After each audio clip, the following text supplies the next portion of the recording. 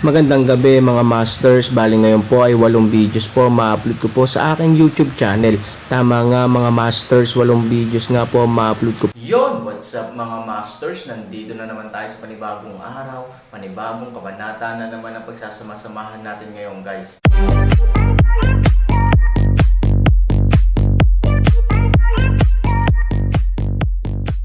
Bali mga masters, kung bago ka pa lang po sa aking YouTube channel, please click the subscribe button, lalong-lalo na po yung notification bell guys, para maging connected pa rin tayo sa isa't isa at maging updated kayo sa mga susunod ko pang video. Bali mga masters, bago natin umpisahan ng kwento ay mag-shoutout po muna tayo para sa mga solid nating tagapakinig. Shoutout kay Cheska Mabuting, shoutout kay Cyrus Oliva. Yun na nga mga masters, no? Bali hindi na ito patagalin. In 3, 2, 1, let's go!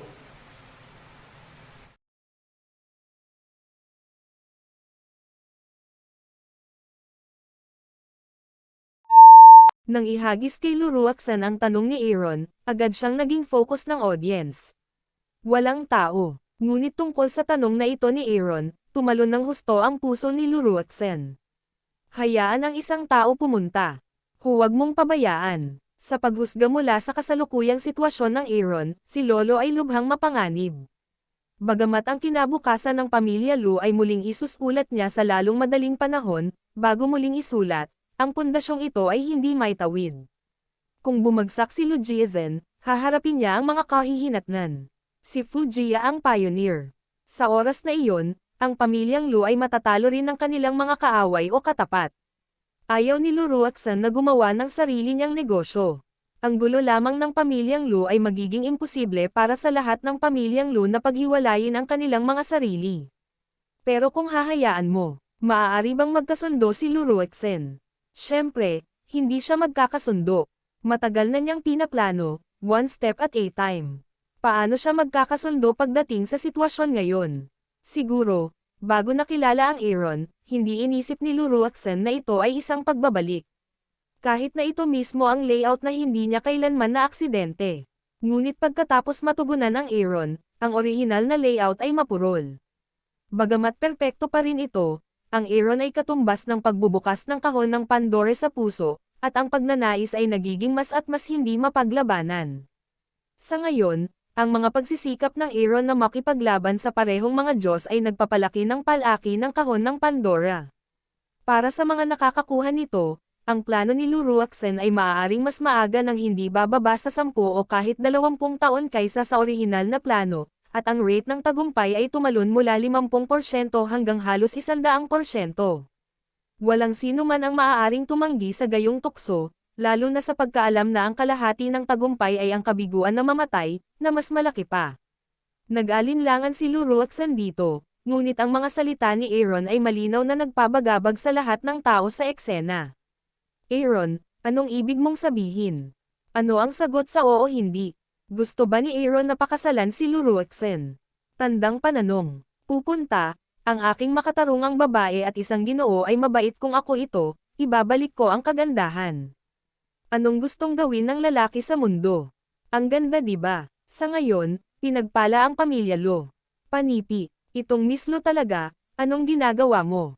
Promise bilis, kailangan mong malaman na kung ang magandang kudyapi ay katapat ng isang magaling na manlalaro. Ang isang kagandahan ay dapat tumugma sa isang bayani bagamat ang Aaron ay may hamak na pinanggalingan, kaya niyang gampanan ang papel ng isang bayani dahil sa kanyang mga nagawa ngayon.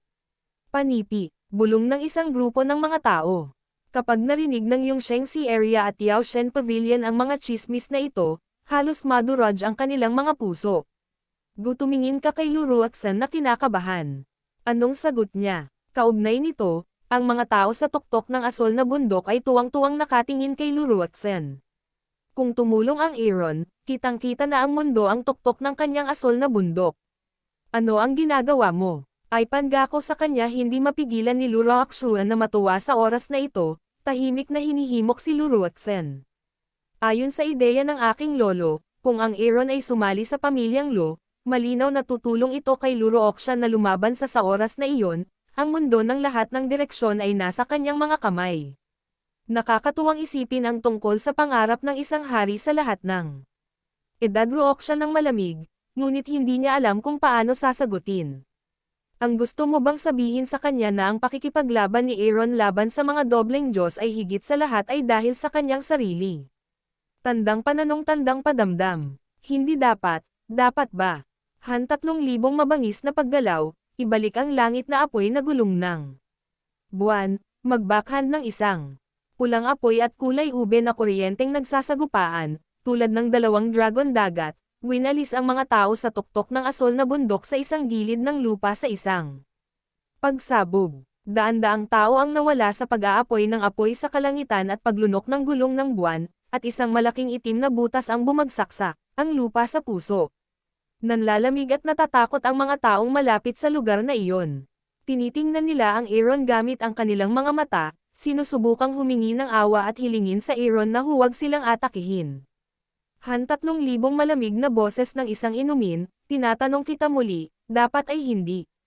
Ako, boom. Sa isang hampas ng kanang kamay na palakol, isang malaking sil ng palakol na mga 10 metro ang haba at 5 metro ang lapad ay nahulog sa gilid ng palakol ni Pango at tumama sa lupa.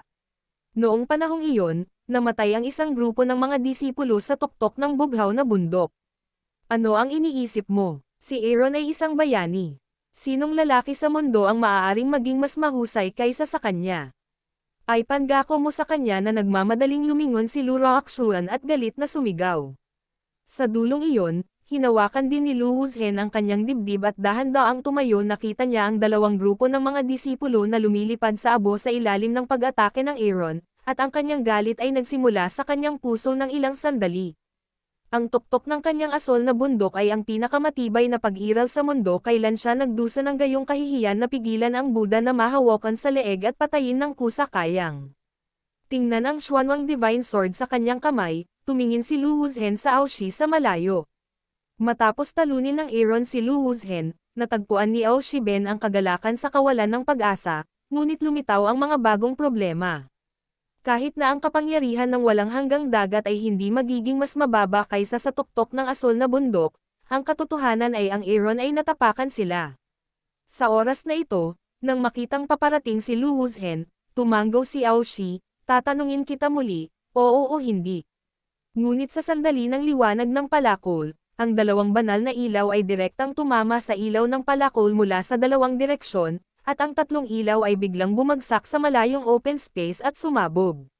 Direktang pinrotektahan ni Lu Wuzhen ang mga tao sa tuktok ng asol na bundok sa likod niya, at si Aoshi ay tumayo din sa harap ng mga tao sa eternal na lugar ng dagat at Yao Shen Pavilion. Grandfather, although ang mga tao sa magkabilang panig ay agad na sumalubong at nagtanong ng grabe ang pag-aalala, ayos lang ako.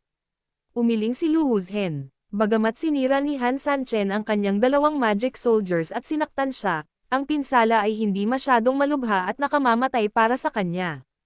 Siyempre, hindi ito kaunting pinsala na dulot ng kaunting sakit, okay lang. Dapat umatras ka. Nag-wave din ng kamay si Aoshi. Kung ikukumpara kay Lu Wuzhen, mas magaan ang kanyang pinsala. Pagkatapos ng lahat, natupok siya nang hindi niya nailigtas ang Aaron, at hindi siya nasira ng Aaron. Ang buong tao ay halos hindi nasaktan ng ilang magaan, katamtaman at mabigat na pinsala. Aaron Lu Wuzhen ay nagbanta, kahit na ikaw tulad ng pamilya ko, hindi mo kailangang gumamit ng ganitong paraan, hindi ba? Ang ibig sabihin ay si Lu Wuzhen ay nagpapakita ng mabuting kalooban. Ito ay walang iba kundi ang pagsasabi kay Aaron na kung gusto mong pakasalan si Luruaksan ng walang puwersa, kailangan mo lamang na magpakasal ng hayagan, at hinding-hindi sasang-ayon ang pamilya Lo. Gayunpaman, halatang magiging biro ang mga masasayang salita ng matandang pamilyang Lo. Nang lumabas ang mga salitang ito, biglang tumawa ang malamig na mukha ni Aaron. Yung tipong ngiti na nakakainsulto at balantuna kahit hindi pa siya nakakagawa ng ingay. Nang makita ang ngiti ni Aaron, nagalit at nababalisa si Luruaksen. Obviously, alam na niya ang intensyon ni Aaron. Hindi niya maintindihan kung bakit siya ay umiibig sa bansa, ngunit ang mapahamak na Aaron ay hindi natinag. Anong tinatawa-tawa mo? Medyo nagalit si Lu Wuzhen nang makita niyang ganito ang Aaron.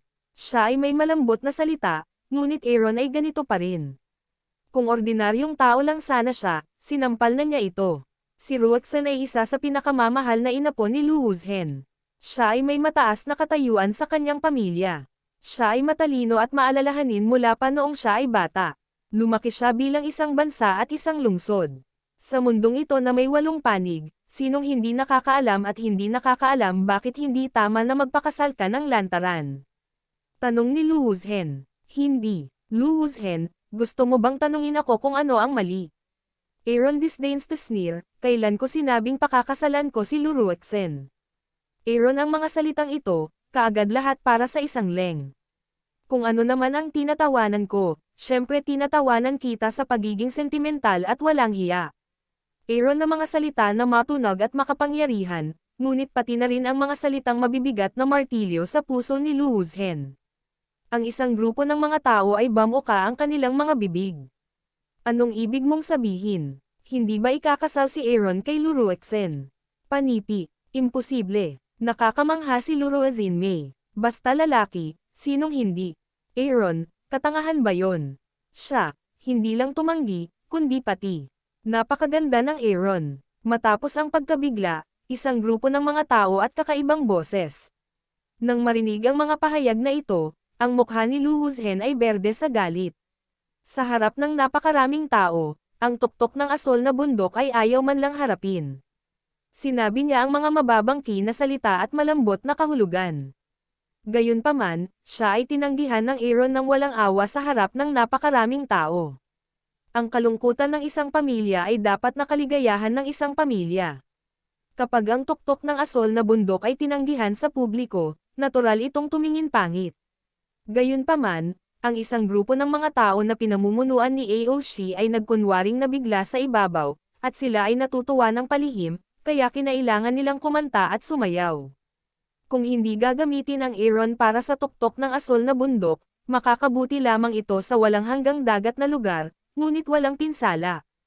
Hindi bababasa, hindi na kailangang mag-alala tungkol sa pagsanib ng kanilang mga kamay. Mabaho kang bata, anong pinagsasabi mo? Naramdaman ni Lu Wuzhen na wala siyang liwanag sa kanyang mukha. Hindi niya maiwasang magtama ang tingin sa isa't isa at uminom sa malamig na boses. Malamig ang mukha ni Aaron at may panghahamak na sinabi, kailangan mo bang sabihin ko ulit? Ikaw na mayabang na bata, ililigtas muna kita, at ipinapangako ko ang ginto ng aking pamilya mamaya, hindi mo alam kung ano ang magiging pamilya ni Lu.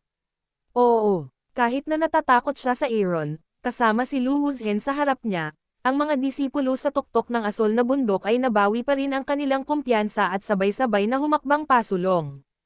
Agad na hinawakan ni Aaron ang palakol ni Pango sa kanyang kamay, at napakahusay ni Lu Wuzhen dito. Sa oras na ito, nagkaroon ng ideya si Ashi at tumayo sa gitna nila.